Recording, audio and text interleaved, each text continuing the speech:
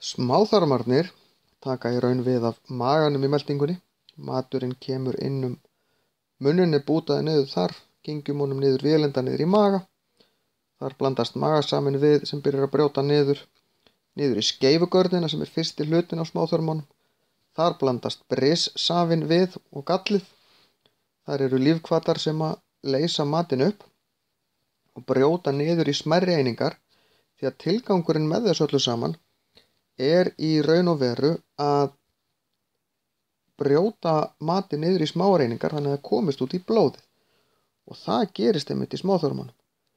Smáþarmarnir eru svona rosalega löng leiðsla, það liggur allt fram og tilbaka við nokkru metrar á lengd.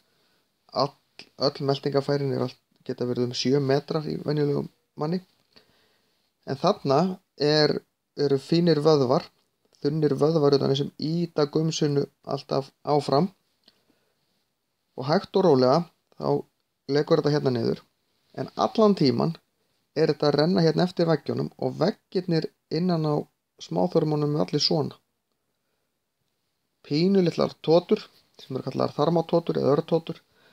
Þær eru fullar af blóði, og þetta er til þess að blóðið hafi meiri aðgang að þessu gumsi, því að næringarefnin fara hægt og rólega hérna inn í blóðið. Það er að segja glúkósin sem að myndar er hægt að nota til þess að búa til kolvetni. Við brennum þessum kolvetnum með glúkósanum til þess að fá orku. Þarna fara inn amínósýrur sem við notum til þess að búa til prótein, og glykógen og fitusýrur til þess að búa til fitu. Getum líka brennt fitunni. En þetta fer svo út í blóðið og síðan út til líffærana sem þurfa að nota þessi næringarefni.